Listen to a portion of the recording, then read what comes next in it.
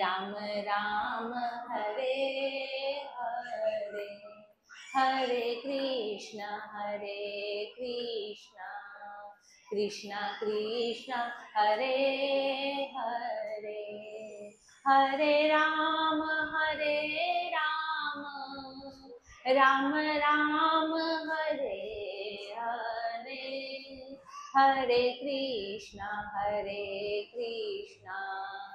कृष्णा कृष्णा हरे हरे.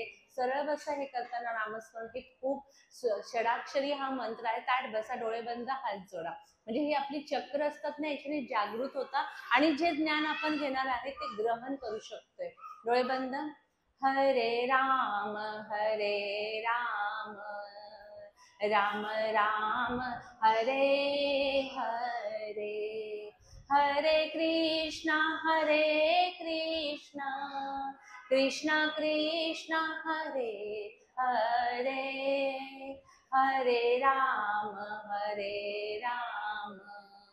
राम राम हरे हरे, हरे कृष्णा कृष्णा कृष्णा हरे हरे, हरे राम राम राम हरे हरे. डोळे बंद ठेवायचे, दीर्घ श्वास घ्यायचाय.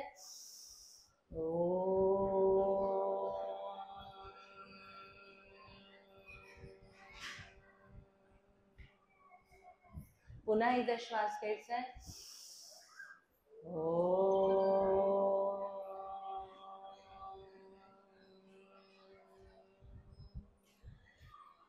शेवटचा श्वास घ्यायचाय.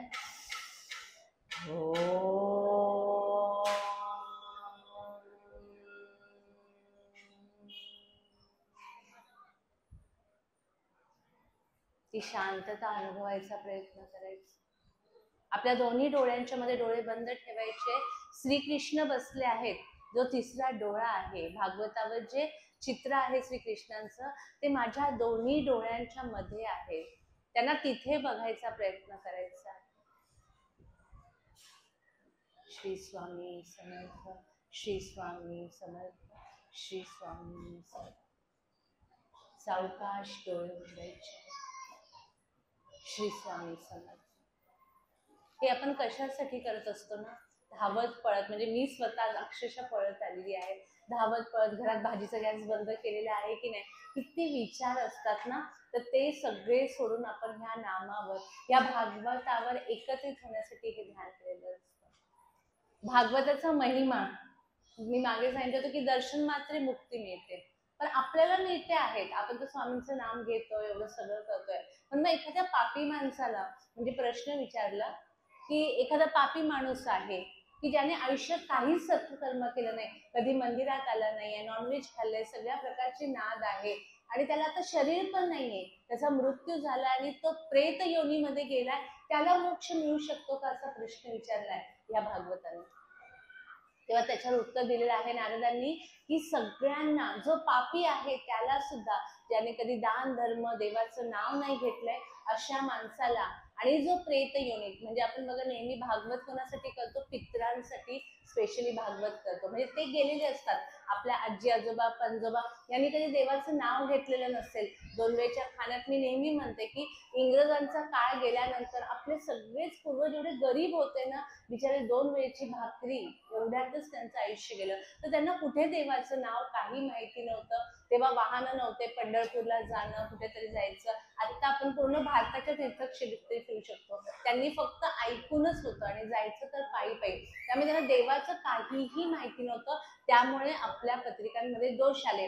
आता आपले दोष आपण क्लिअर करतोय, पण त्यांना जोपर्यंत त्यांचं क्लिअर होत नाही ना, तोपर्यंत आपण क्लिअर होणार नाही. मग त्याच्यासाठी काय करायचंय, पुन्हा पुन्हा पुन्हा भागवत वाचायचंय. आपल्या एक मठातल्या ताई आहेत, त्यांच्या सुनबाईंना 5 वर्ष लग्न झाले होते आणि त्यांना बाळ, म्हणजे त्या प्रेग्नंट नव्हत्या राहत.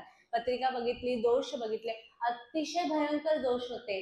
3 वेळा भागवताचं पारायण केलं आणि आता त्यांना, म्हणजे त्या प्रेग्नंट आहे. तर एवढे याचे रिझल्ट आहे. म्हणजे पापी माणसासाठी, ज्यांनी पाप करून गेलेले आहे त्यांच्यासाठी सुद्धा असं भागवत फलदायी आहे. नुकतंच आम्ही आता तुळजापूरला जाऊन आलो, तीर्थक्षेत्री जाऊन होतो. तर तीर्थक्षेत्री का जायचंय, की वेळ आहे चला कुठेतरी, तर त्याच्यासाठी तीर्थक्षेत्री जायचं नाहीये. म्हणजे जेव्हा आता तुम्ही पुन्हा तीर्थक्षेत्री जाणार आहात तर कशासाठी जायचं हे जेव्हा आपल्याला माहिती असणार आहे तर त्याचा फायदा होतो. नाही तर नुसतं देवाचं दर्शन घ्यायचं. आणि आजकाल काय झालंय, तीर्थक्षेत्रांच्या बाहेर एवढी दुकानं असतात, कानातले, बांगड्या, खेळणी, आपलं 99% लक्ष तिथे असतो. पटकन देवाला नमस्कार करायला तर कधी कधी काय होतं, खूप लाईन असते, नाही मग आपण फक्त मुखदर्शन घेऊ आणि बाहेर 1.5-2 तास त्या खेळण्यांच्या वस्तूच्या दुकानामध्ये आपण किती वेळ घालवतो ना, असा वेळ जातो. तर तीर्थक्षेत्री का जायचंय, तर एक श्लोक आहे, त्याचा अर्थ असा आहे ना, की तुम्ही जेव्हा संसारात असतात तर आपल्याकडनं खूप छोटी मोठी पापं होतात. आता छोटी मोठी पापं काय होतात, घरात पाल आली की मारतो, उंदीर, कॉक्रोच, मुंग्या, किती रोज, म्हणजे मी म्हणते नॉनव्हेज खायचं नाही आणि माझ्या घरात स्वतः पाल आली तर गोसाई काकांना नियम माहिती, एक तर पाल घरात राहील तर एक तर मी घरात राहील, त्यामुळे मी सरळ घराच्या बाहेर पळून जाते. ती पाल तू काही पण कर, तिला मार, तिला पळ, पण पाल घरात नाही पाहिजे. म्हणजे मी कुठेतरी सपोर्ट करते तो जीव मारण्यासाठी. तर एवढी छोटी छोटी पापं होत असतात. पटापट खोटं बोलणं, चालताना रस्त्याने चालताना किती किडे मरत असतात. आपण वास्तुशांती कशासाठी करतो, जेव्हा जमीन खोदतो, घर बांधतो, हवन करतो, सगळं करत असताना कितीतरी किड्या, मुंगे, कितीतरी लोक म्हणजे यांचे घर नष्ट होतात. त्याचा दोष लागू नये म्हणून फक्त आपण वास्तूला काय करायचं असतं, शांत. तर ही जी पापं होतात आपल्याकडनं, तर प्रत्येक वर्षी कुळाचार करायला सांगितले, देवांना याच्यासाठी जायला सांगितलं की छोटी मोठी पापं होतात, कोणाला तरी त्रास दिला जातो कळत नकळत, तर ह्या पापांचा नाश कुठे होतो, तीर्थक्षेत्री होतो. जेव्हा मागे मी ही कथा सांगितली होती की नारदांना असं कळलं की पृथ्वी हा खूप चांगला, म्हणजे इतकी पुण्यभूमी आहे, तिथे एवढे तीर्थक्षेत्र, एवढं मंदिरं आहेत. मग ते आले आपल्याकडे, म्हणजे पृथ्वीवर आले आणि मग ते तीर्थक्षेत्री जायला लागले. पण त्यांना वेगळाच प्रकार दिसला. सगळ्यात जास्त खोटं कुठं बोललं जातं माहितीये, तीर्थक्षेत्री. आपण पंढरपूरला जा, तुळजापूरला जा, तिथले रिक्षावाले आहे, वस्तू विकणारे आहे, फसवणारे. म्हणजे काही काही ठिकाणी तर सांगतात की तुमचे मोबाईल जपून ठेवा, बघा बोर्ड लावलेले असतात गर्दीच्या ठिकाणी. तिथं तर देवाचं स्थान आहे ना, तिथे असं व्हायला नाही पाहिजे, कोणाला विचार नाही यायला पाहिजे की कोणाचा मोबाईल चोरावा किंवा काही, पण तिथेच जास्त पाकिटं मारले जातात आणि तिथेच जास्त चोरवतात.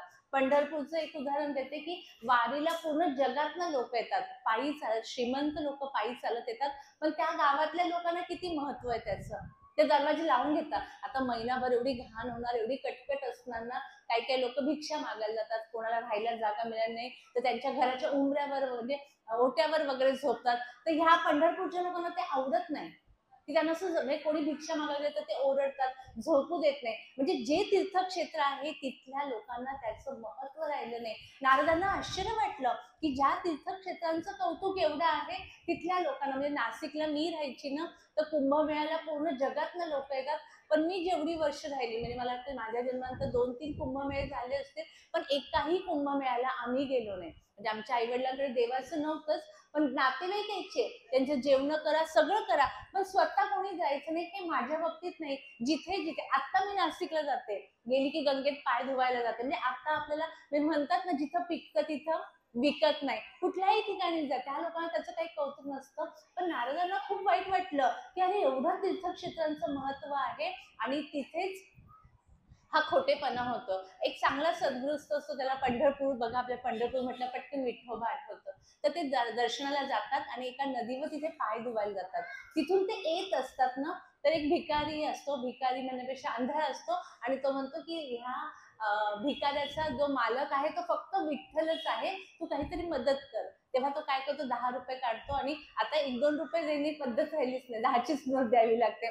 10 रुपये टाकले, तो आंधळा असतो, तो त्या माणसाला म्हणतो अरे 20 रुपये तरी टाकायचे ना, म्हणजे मी 2 वडापाव खाल्ले असते, याच्यात एकच वडापाव होईल. त्याला आश्चर्य वाटतं की अरे हा आंधळा आहे आणि याला 10 रुपये दिलेले कसे करतात. तर म्हणजे तू खोटा खोटा आंधळा आहे का, खरा आंधळा कुठे आहे, तो म्हणजे तो पिक्चर बघायला गेलेला आहे. ही तीर्थक्षेत्रांची सत्य. तुम्ही तिथं फुलं घ्यायला जा, देवाचे हार, देवींच्या साडी, त्याच साड्या परत फिरवल्या जातात आणि आपल्याला काहीही किंमत, आणि आपण विचार करतो नको देवाच्या दारात गेलेलो आहे तिथं भाव करायला नको, आपण आपला श्रद्धा भाव असतो आपण देतो. पण यातला एक मुद्दा सांगते की तुम्ही ज्या भावाने जेवढे पैसे देऊन ते देवाला पोचतात. भले तो हार पुन्हा इकडे फिरलेला असला तरी तुम्ही जो विकत घेतलाय ती श्रद्धा तुमची देवापर्यंत पोहोचते. फक्त सांगते की सध्या देवांची तीर्थक्षेत्रांची अवस्था काय झाली. मग तीर्थक्षेत्री का जायचंय? वर्षभरात किंवा आपल्याकडनं कळत नकळत जी पापं झाली आहे ती धुण्यासाठी. संसार आहे बघा, बायकांना पूर्वी असं होतं ना की थोडासा विरंगुळा संसारातनं कंटाळा आला की माहेरी जायच्यात बायका. महिना 2 महिना म्हणजे सुट्टी लागली की आम्ही 2-2 महिने आजीकडे जायचो. पण आता ते माहेरला ओलावा राहिला आहे का? नाही ना. आपलं 1 दिवस जायचं, आई वडील गेले असतील तर 2 भावापैकी कोणाच्या दारात चप्पल काढायची ही सुद्धा अवस्था झाली. म्हणजे तो ओलावा पूर्वीसारखा माहेरी राहिला नाहीये. मग माझे माहेर पंढरपूर. मग तीर्थक्षेत्री का जायचंय? की मग अक्कलकोट माझे स्वामी म्हणजे माझं घर आहे, माझं माहेर आहे, तर वर्षातनं एकदा त्या माहेरी जाऊन यायचंय. स्त्रियांना तरी थोडंसं माहेर आहे, पुरुषांनी कुठे जायचं ना? त्यांना तर कुठेच नाही, वर्षभर आपल्याच घरी राहतात. त्यामुळे पूर्वी वारीची पद्धत का निघाली होती की कुठेतरी वर्षातनं शेतामध्ये बी पेरून द्यायचं आहे आणि एखादा महिना तो आयुष्यातल्या देवासाठी करायचा आहे. नाहीतर आपण काय करतो बघा, आपल्या शक्यतो सगळ्यांच्या आजी आता गेलेल्या आहे, कोणाच्या देवाची कृपा नसते तर चांगली गोष्ट आहे, पण आपल्या आजीचं आयुष्य आठवा काय होतं बघा. तिचं लग्न झालं असेल, त्यानंतर तिला मुलं झाली, त्या मुलांना खाऊ पिऊ तेव्हा तर खूप चांगलं करायचे, आत्तासारखं नव्हतं. त्यानंतर तिच्या मुलींची लग्न झाली, म्हणजे आपल्या आईची किंवा आत्यांची लग्न झाली, वडिलांची लग्न झाली, त्यानंतर त्यांना आपण मुलं झालो आणि आपली लग्न झाली. काय केलंय फक्त विचार करा. आणि आपण त्यात काय करतोय? प्रत्येकाला स्वतःचं पण आयुष्य आठवा. लग्न झालं, 12वी ग्रॅज्युएट झालेल्या मुली आहोत आपण, त्यानंतर आपलं लग्न झालं 2 किंवा 3